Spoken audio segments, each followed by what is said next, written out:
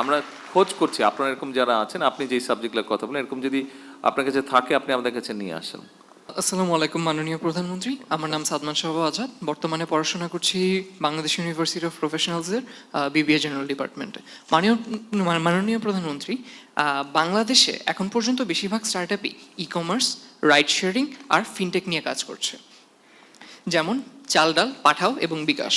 কিন্তু আমরা যেহেতু জলবায়ু পরিবর্তনের কারণে অনেক ঝুঁকির মধ্যে আছি, যেমন খুলনায় লবণাক্ততার কারণে কৃষি খাত ক্ষতিগ্রস্ত হচ্ছে, বা এই মুহূর্তে চিটাগং, কক্সবাজার সহ সারা দেশে বন্যার কারণে অনেকেই নানান রকমের সমস্যার সম্মুখীন হচ্ছে।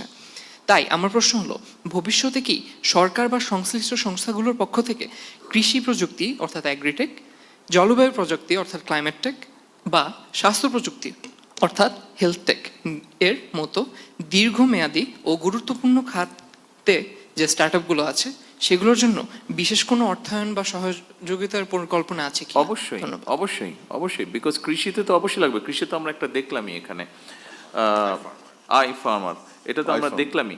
কাজেই ওনাদের সাথে আমরা কাজও করব। আমাদের গভর্নমেন্ট থেকে আপনি নিশ্চয়ই শুনেছেন, বাইনা অনেকের কাছে এই নামটা পরিচিত, ফার্মার্স কার্ড, আমরা যেটা একটা ইলেকশন আগে কমিট করেছিলাম। ওই ফার্মার্স কার্ডটাকে কিভাবে আরও ইউজফুল করা যায়, কিভাবে আরও ইজি করা যায়, সেটা ওনারাও বলেছেন, আমরাও চিন্তা করছি ওনাদের সাথে আমরা বসবো, কাজ করব।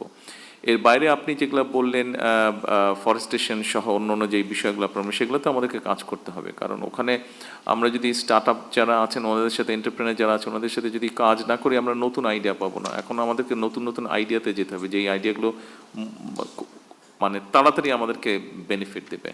সো এরকম যদি কোনো কিছু এন্টারপ্রেনার যদি কোনো নতুন আইডিয়া নিয়ে আসে এবং আমরা যদি দেখি, অ্যানালাইসিস করি যে ওই আইডিয়াগুলো will give us a good benefit, definitely আমরা ওগুলোকে ফান্ড করবো ইনশাল্লাহ।